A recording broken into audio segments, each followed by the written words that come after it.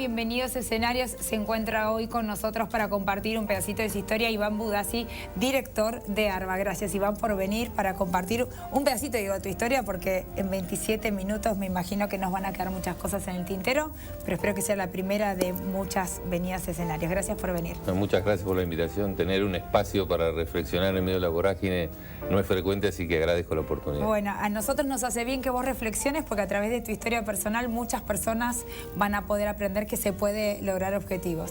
Como te decía antes, digo, detrás de Iván Budassi, hoy hombre, hubo un niño. Y te preguntaba, ¿cómo te decía? Me decís Iván. Pero ¿no había un apodo? O cuando mamá estaba enojada y te llamaba y te decía, vení para acá, ¿cómo te llamaba? No, en mi casa siempre fui Iván.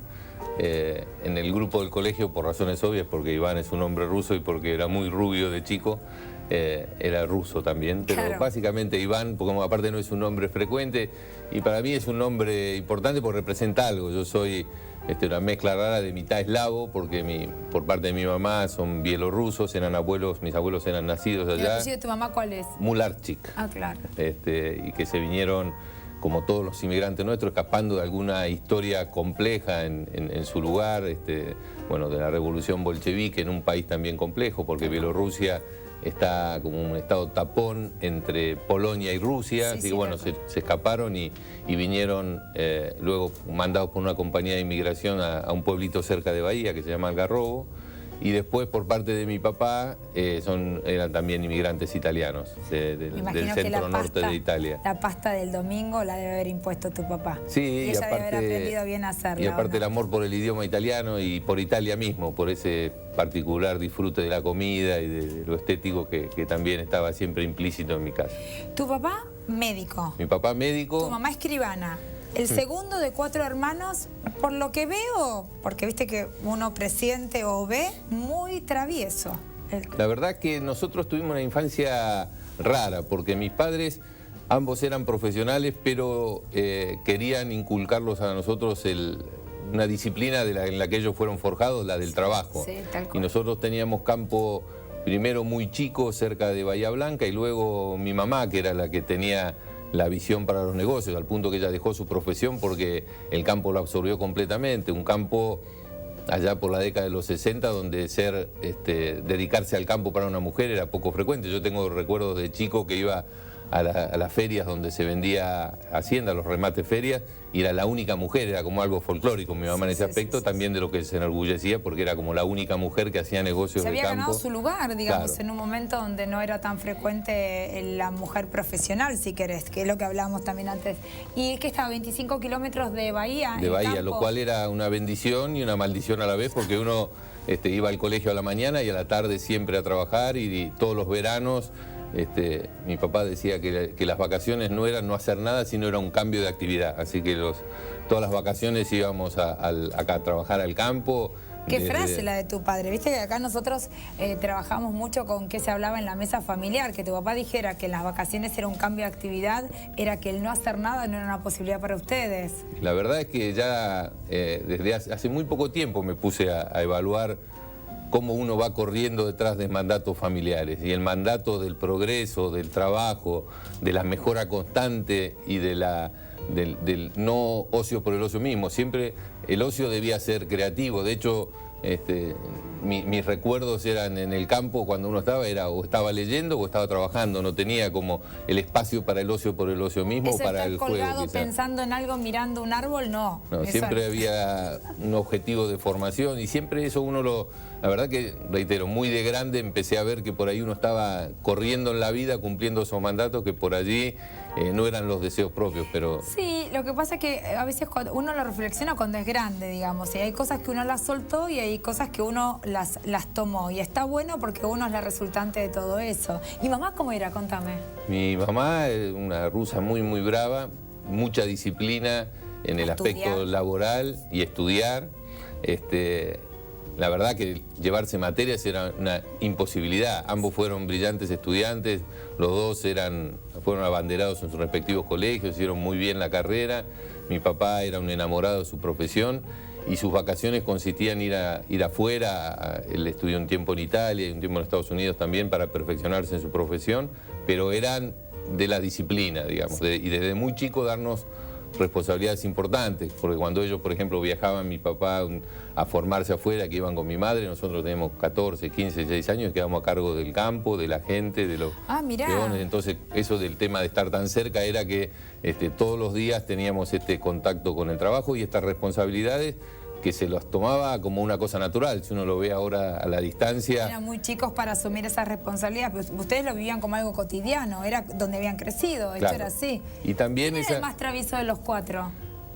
Creo que yo era el segundo, siempre el que por ahí se iba un poco de esas reglas tan rígidas, era yo. Yo tengo un hermano que es un año mayor, que es veterinario, y dos hermanas menores, una médica y otra que es licenciada en comunicación y escritora, y la verdad es que siempre todos tenemos esa impronta de tratar de mejorar siempre. Por allí, como te decía, ha sido muy positivo en muchos aspectos, porque bueno, siempre uno ha tenido esa voluntad de sacrificio, pero también, bueno, en algún momento uno se tiene que parar a ver hacia dónde está corriendo. Dónde va. Pero eso a veces pasa ya cuando uno empieza a encaminar las cosas, cuando está en el secundario y empiezan esos quiebres de qué voy a hacer, si voy a seguir con el campo, voy a estudiar otra cosa, o doy el salto, o acompaño a la familia, que son esos quiebres que son importantes para encontrarse, digamos. Eso no significa que uno vaya a cortar con las raíces, sino empieza a trabajar sobre uno. Al margen de que esto de había que hacer algo permanentemente, ustedes en el campo supongo que anécdotas miles.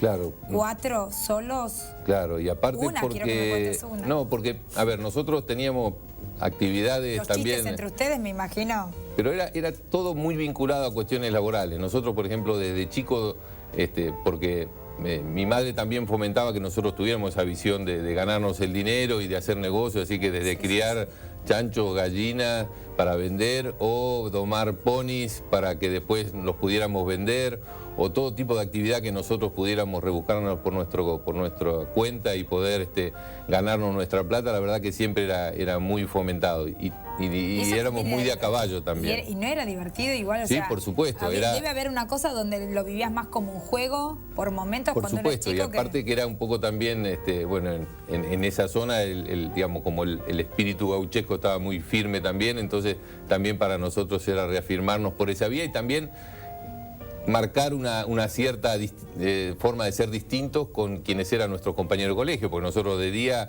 éramos gente o de mañana éramos gente de ciudad, que íbamos a colegios, interactuábamos con gente, pero nos sentíamos como diferentes en ese aspecto, porque nos considerábamos más de campo, más... Y la verdad yo sigo teniendo esa imagen mía más de un paisano que ha tenido una determinada suerte en la vida y que ha podido ir haciendo cosas, pero básicamente mis raíces son esas. ¿Vos sentís que en la primaria, a lo mejor por como lo que te tocaba vivir, eras como más maduro de tu grupo? ¿Lo vivías como que ellos a lo mejor eran más niños y vos eras como un niño un poco más grande? ¿Esto te pasaba? Sí, lo veía como diferente porque me veía como mucho más exigido, en el sentido que yo tenía que cumplir con el colegio, y no solo cumplir, sino tener muy buenas notas, que también era una exigencia familiar, y a su vez también tener que hacer cosas con el trabajo. Por ahí cuando yo nunca era muy bueno, si bien nunca me llevaba materias, pero para matemáticas o para las exactas, y le decía a mi papá, le digo, bueno, pero yo aparte trabajo y aparte otras cosas, y me va muy bien en los otros. Dice, no, eso es vuelo bajito y corto como la perdiz, me decía. ¿Te decía vuelo bajito y corto? Hay que ser bueno en todo y en cualquier ámbito, ¿no? Compararse con los que son peores. Sí, a lo mejor creo que tu papá lo que te quería decir es que dieras lo mejor de vos en cada cosa. Y a veces esto del lenguaje distorsiona, y nosotros cuando somos chicos entendemos que bueno, que hay que salir a hacer 10, y a lo mejor hay que hacer 10 de uno, lo mejor de uno, y esta es la realidad. ¿Con qué soñabas cuando eras chico en todo en el campo y en el colegio y demás? ¿Eras deportista? En esta disciplina familiar, el deporte era para los puebleros, para aquellos que no tenían la posibilidad de hacer ejercicio, entre comillas, en el campo. Se decía que uno hacía equitación, hombreaba bolsa, por lo tanto hacía pesas y corría en el campo todo el día, así que no hacía falta el deporte. Era también en esta noción del ocio como pérdida de tiempo. A mí me gustaba mucho el deporte, y Bahía Blanca es la ciudad del básquet, y todos mis compañeros hacían deporte. Yo lo pude hacer ya de más grande, cuando los entrenamientos eran cuando yo volvía del campo a la tardecita o a la noche. Claro. ¿Vos viviste en el campo hasta qué edad? Nosotros vivíamos en Bahía, pero íbamos y veníamos. Vivías en Bahía. Vivíamos en Bahía y todos los fines, sí, todas las vacaciones eran vivir en el campo porque ahí había trabajos adicionales como las cosechas, la siembra y hacíamos inseminación artificial. También desde muy chicos estaba a cargo nuestro ese trabajo. Perfeccionalizaron todo, tu madre y tu padre han hecho un buen trabajo. Y tenían esa visión también del progreso, así que también eso representaba en un ambiente donde por allí el clásico gaucho no es muy de introducir modificaciones. Ellos siempre, y sobre todo mi mamá, tenía esa impronta de trabajar y de ir por más siempre. Tenía una visión vanguardista, digamos, estaba como unos pasos adelantada de lo que en definitiva venía después. Claro, digamos. de verlo como el campo, no solo como un medio de vida, sino una forma de progresar en todo sentido. Decime que quisiste ser cantante en algún momento y que lo planteaste y que tu papá te dijo que no. No, la verdad es que a mí me gustaban los deportes, a pesar de este mandato familiar. En general era el que más me gustaba. Yo quería ser número 9 independiente. Como todo chico me gustaba el fútbol y recuerdo de vivirlo eso con la radio en el campo. Y después mucho de lo vinculado con los caballos, eso me gustaba hacer de chico, haber sido, así como algunos tienen idea de ser camionero, tienen idea de ser domador, claro, o jockey, pero después no me dio el físico. Ahora son muy grandes, claro, para ahora. Hasta los 14 años corría, me gustaba tener y participar en carrera de caballos. ¿Y soñabas con que te ibas a dedicar a eso? Claro, cuando siempre chico, tenía una ilusión con eso, y todo muy vinculado al tema del campo y los caballos. Después, durante mi adolescencia, ya fui tomando mi camino al punto que, cuando empecé a estudiar abogacía, que me fui a estudiar a Mar del Plata, allí ya se dio como un quiebre en donde ya empecé a buscar mi camino y el campo quedó atrás en ese sentido. Vamos a hacer un corte, cuando volvamos me vas a contar cómo te recibís y cómo llegaste hasta acá. No se vaya, que hay más escenarios.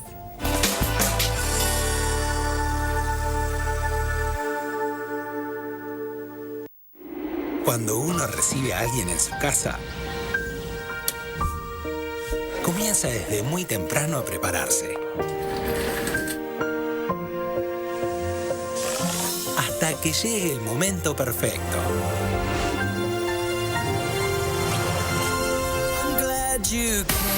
Qué bueno que viniste.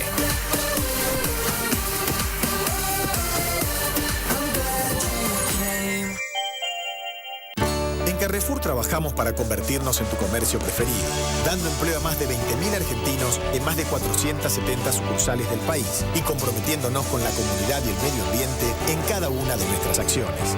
Actuamos hoy para vivir mejor mañana. Eso es para nosotros Carrefour Sustentable, nuestra forma de ser. Sumate.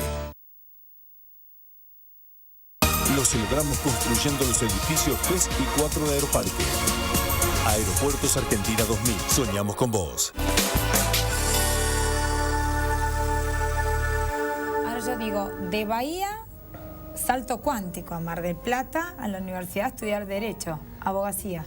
Sí, pero bueno, la verdad es que en ese aspecto había un ámbito de mucha libertad académica y de lecturas también. El hecho de estar en el campo con menos televisión, siempre la lectura era como materia obligatoria. Mi mamá en ese aspecto siempre nos alimentaba con muchos libros y la verdad para mí el tema de los libros, de leer y de estudiar era una cosa placentera y muy vinculada a mi vida diaria. Porque yo sigo pensando que el libro todavía no tiene reemplazo a pesar de la tecnología en la que vivimos hoy, porque te despierta una imaginación absolutamente distinta. Hoy los chicos vieron un videíto y se terminó, y la lectura me parece que es un despertar de un montón de cosas que es muy importante para el desarrollo personal. Me parece que es fundamental. Recuerdo... Yo decía de Bahía a Mar del Plata porque, Bahía es una ciudad muy importante, y seguramente cuando vos eras chico también, pero como ese salto a la ciudad. Por supuesto, ¿no? el salto... ¿Lo viviste así? Lo viví como un trasplante muy duro, porque aparte yo tenía 17 años recién cumplidos cuando me fui a estudiar, y prácticamente me fui solo. Mi hermano es un año mayor, pero hizo un bachillerato de 6 años, él se fue en el mismo año que yo, él se fue a Tandil a estudiar veterinaria, yo me fui a Mar del Plata. Ni siquiera se fueron juntos los dos, no. Digamos. Y la verdad que fue como un quiebre importante, porque aparte en esta vocación autonómica que nos daban nuestros padres, yo fui, busqué mi pensión, me ubiqué, era la época de examen de ingreso, un examen de ingreso muy riguroso, año 81, muy fuerte.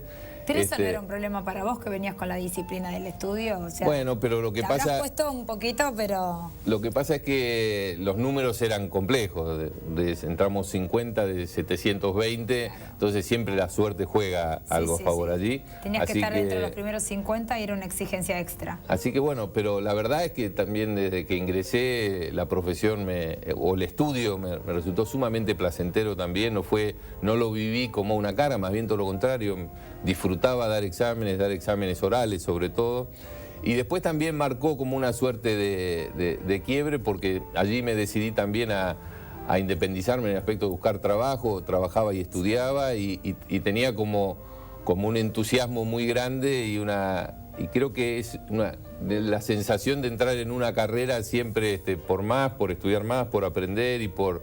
Sos profundamente estudioso, digamos. No sabemos si naciste así o tuvo que ver con tu crianza, pero, a ver, estudiaste un montón y además a lo largo de tu carrera recibiste muchos premios. Y yo te hacía una pregunta fuera de cámara, ¿qué se siente haber recibido o haber sido premiado y reconocido? Tiene que ver con el reconocimiento. ¿Qué sentías cada vez que te reconocían? La verdad que... ¿Era hacia vos? ¿Era hacia tus padres? ¿Era...? Lo viví siempre... Porque, bueno, primero me recibí rápido, la verdad. Hiciste un carrerón. Y después estudié aquí, hice un posgrado 2 años viajando todas las semanas de Bahía Blanca, aquí en la Universidad Austral en Buenos Aires. Sí. Y después, mi papá falleció al año que yo me recibí. Ajá. Y mi papá me decía, yo siempre tenía como la ilusión de ir a la London School of Economics, que era un lugar donde había el filósofo que a mí me gustaba, que era Popper y me sigue gustando, que dio clase durante muchos años ahí, que tenía un valor simbólico muy importante. Dijo, bueno, después fíjate, bueno, mi papá falleció y después, bueno, tuvimos que nuclearnos todos para, bueno, continuar con el campo y mi profesión que nacía lo había como archivado, pero un día vi en el diario que se publicaba para una beca para el Reino Unido, escribí como quien manda un mensaje en una botella, bueno, alguien la recogió y así un poco me fue sorprendiendo que esto fuera de una manera muy transparente y que fuera pasando. La verdad que yo no lo podía creer. Cuando me dijeron que había seleccionado, sinceramente estaba muy incrédulo, porque cuando uno está esperando cuando va a entrar para las entrevistas, obviamente que todos los que están al costado le parecen que son mucho mejores y que uno no va a tener ninguna chance. Sí. Bueno, y la verdad que lo viví muy, muy contento y también muy entusiasmado. Fue un año realmente increíble. Y después también, cuando ya pensé que mi vida de formación en otro lado había pasado, tuve también la oportunidad de postular por una beca Fulbright. Y eso fue en 96, 97 me fui al Reino Unido. Y 2002, 2003 me fui a Boston también, otro año completo para estudiar, lo cual, sinceramente, en medio de la vorágine del trabajo y poder tomarse un tiempo también para poder estudiar y perfeccionarse, para mí siempre fue... Y lo viví casi como una cuestión de casualidades. Sí, bueno, vos me decís casualidades, yo digo causalidades. Una vez no es consciente, pero uno acciona para que las cosas sucedan. Seguro, el 90% de las cosas que pasan es porque además de estar parado en el lugar justo y en el momento justo, uno hizo todo y se preparó para ese momento. Como digo yo, es el instante en el que eso se materializa. Me parece que eso a vos te pasó. Fuiste muy, muy activo dentro de tu vida, digamos. No es que te pasaban las cosas, vos hacías que sucedieran. Digamos, siempre, aún en los trabajos y en los cargos públicos, yo lo que hacía era poner los medios para que las cosas pasen, claro, pero sin pensar, sin tomarme como objetivo que pasaran. Yo me consideraba siempre satisfecho haciendo todo lo que estaba a mi alcance para que las cosas eventualmente sucedieran o no. Y la verdad que en general todas las cosas se fueron dando y se fueron sucediendo como por allí pareciera que uno lo hubiera planificado, pero siempre yo traté de... Estabas más conectado con lo que te tocaba hacer que hacia dónde ibas. Efectivamente, siempre cumplir con mi trabajo y como, inclusive ver cada una de las cuestiones que me han tocado desarrollar como un trabajo, algo que hay que planificar, algo que hay que estudiar, algo que hay que poner la cola contra la silla y estudiar. Entonces, bueno, creo que así pude ir construyendo lo que se fue dando, pero no como la búsqueda de un objetivo concreto, sino poner los medios para que después se dieran las cosas y afortunadamente en muchos casos se han dado. ¿La política llega a tu vida o vos un día decís, esto me gusta? Llegó, digamos, porque yo me he dedicado siempre a estudiar todos los temas vinculados del derecho administrativo, es la vinculación entre el ciudadano y el Estado en su vida diaria. Sí, sí, sí. Y bueno, yo empecé trabajando en la profesión y me vi siempre como alguien que daba clases, porque ese para mí es otro de los Yo me veo... Hablas como docente, te digo, ¿eh? Hablas como docente, esto está dando cátedra, en el mejor de los sentidos, digo. Yo me veo como un, no como un profesor, pero sí como alguien que da clase. Ese es mi, digamos, como decir, bueno, ¿qué sos? Bueno, yo soy abogado y doy clases. Sí. Después el resto son cosas que se acoplan a esos dos ejes centrales de mi vida. Y yo empecé a dar clases, ni bien al poco tiempo que me recibí ya empecé a dar clases, y la verdad que es una cosa que me gusta, y sobre todo porque es un desafío estar frente a los alumnos y después estar siempre buscando el perfeccionamiento en el ámbito en el cual estoy. Antes, como te decía, uno está detrás de la escena y dando opiniones o sugerencias para que lo hagan otros. El cambio es duro, digamos. Me imagino, porque además genera un compromiso y una exposición distinta, y además uno lo que tiene, creo que en la cultura de tu familia, por lo que vos nos contás, tenía que ver con el buen nombre.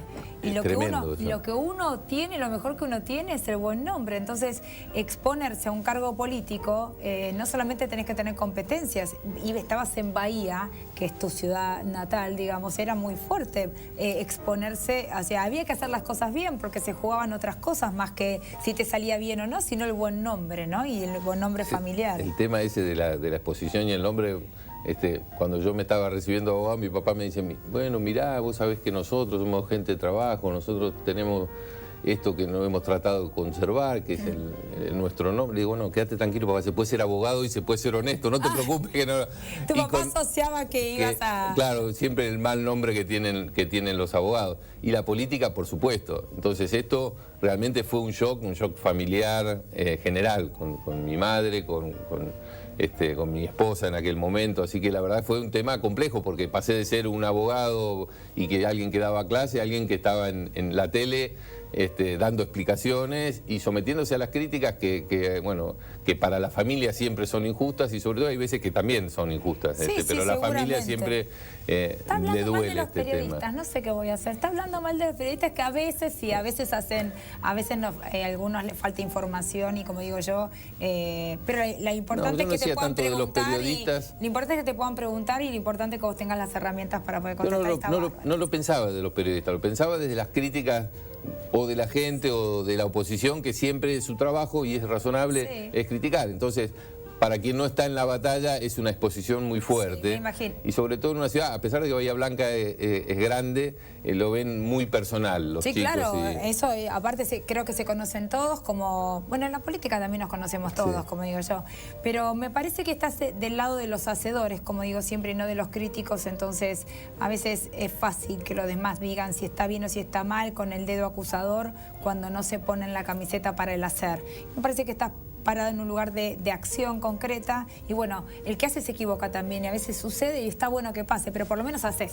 Los otros solamente dicen que está bien o que está mal y es una posición facilista desde mi punto de vista. Yo creo que también es sentirse cómodo donde hace uno. Obvio. En este momento yo estoy trabajando con el gobernador de la provincia, con Scioli, que la verdad que tiene... Yo también lo fui conociendo un poco de casualidad en el momento crítico que tuvo la provincia, cuando no se pudieron pagar los aguinaldos en tiempo, y ahí él me convocó para que opinara en algunas cuestiones. Y la verdad que el hecho de verlo como decidía él en un momento en el cual estamos todos muy nerviosos y preocupados, porque fue un momento crítico. Alguien tiene que mantener la calma en los momentos de crisis. Cómo mantenía la calma y cómo era el mecanismo de toma de decisiones, en el cual no había precipitación, se escuchaban diferentes opiniones, obviamente el que tiene la facultad y la potestad de decidir y tomar decisiones la tomaba, pero en un contexto en donde se daba lugar a la creatividad por otra parte y se escuchaba a todo el mundo, y la verdad que me empecé a sentir muy involucrado. Yo era legislador también un poco llevado por una casualidad a la Cámara de Diputados, pero bueno, allí donde yo pensaba que por ahí no iba a poder tener un rol, desde mi rol técnico pude aportar mucho, y también esto de empezar a estar en contacto con el gobernador, que me permitió sentirme cómodo en un lugar donde trabajaba, y también llegó a que él me ofreciera el cargo donde estoy trabajando hoy, en la Agencia de Recaudación de la Provincia de Buenos Aires, que tiene un desafío permanente. Y que tiene esos dos roles, el rol político, si se quiere, de explicar lo que uno hace, que creo que básicamente es muy importante que la gente sepa por qué tiene que pagar impuestos y para qué, y por otro lado me permite desarrollar la otra faceta que para mí es muy importante, que es la técnica, porque básicamente es técnico. Entonces es un mix ideal y trabajando en este contexto, donde se da lugar a la creatividad, que uno pueda hablar, pueda expresarse. La verdad que me siento muy cómodo trabajando en este ambiente. Qué bueno. A ver, para finalizar, Iván, si tuvieras que revisar, bueno, lo estuviste revisando a lo largo de 27 minutos en el programa, tu historia personal, ¿qué crees que te trajo hasta acá, tu valor agregado, tu mayor virtud? Algo que te describa como... La pasión por las cosas. Creo que uno he podido encontrar lugares donde siempre estuve contento con lo que hacía, donde a pesar de que he tenido muchos trabajos, he tenido la posibilidad de vivir en varias partes diferentes y siempre con entusiasmo. Siempre había cosas que me llevaban a estar contento, a que no me pesara ni el trabajo ni el estudio. Creo que mi valor agregado es ese, el entusiasmo y la alegría de que uno puede estar. Siempre he tenido una gran suerte en eso, siempre he estado en lugares donde estuve contento y eso me permite trabajar con entusiasmo y disfrutar. Y si le tuvieras que decir a los chicos que recién comienzan, ¿qué consejo para finalizar les dirías? ¿Qué le dirías a los chicos? Les diría que busquen la alegría a través del trabajo. Uno pasa muchísimo tiempo fuera de sus afectos en el trabajo. El trabajo lleva muchísimo tiempo. Yo charlé el otro día con la gente, tuvimos la oportunidad de reunir a toda la gente de ARBA, que son casi 10.000 personas, y les decía, bueno, la verdad que nuestro trabajo no es solamente juntar plata para la provincia, sino tiene otro valor agregado, tiene un contenido moral muy importante, tiene la posibilidad que uno ayude a pagar sueldos, no es simplemente juntar plata, cumplir una meta e irse para la casa. Creo que encontrar el placer en lo que uno hace fuera de lo que es obvio, porque uno claro que está contento con su familia o cuando sale o cuando va a jugar al fútbol. Poner el talento ese único al servicio de los otros en los que te toca hacer básicamente. Sí, y vivirlo con entusiasmo. Creo que eso es fundamental para todo y es lo que le permite a uno, en definitiva, ser plenamente feliz, porque hay otros espacios donde la felicidad es más fácil. Hay que tratar de buscarlo en donde habitualmente hay que replicarla en los otros ámbitos donde uno se desarrolla. Un placer, Iván, haberte tenido en escenarios. Como siempre digo, hay programas que quedan cortos, ya vendrás en otra oportunidad. Gracias por haber compartido un pedacito de tu historia con nosotros. Gracias por habérmelo permitido, porque en esta alegría, en este entusiasmo, uno por allí no para la pelota un poco para pensar de lo que le ha pasado en la vida, así que agradezco este lugar. Está bueno además porque uno se transforma indirectamente en un ejemplo para los otros. Si vos pudiste, seguramente mucha gente que nos está viendo hoy empieza a pensar que sí se puede. Gracias por haber venido. Muchísimas gracias. Ustedes ya saben, la cita es aquí todos los martes a las 18 horas. Como le digo siempre, muchas gracias por estar del otro lado.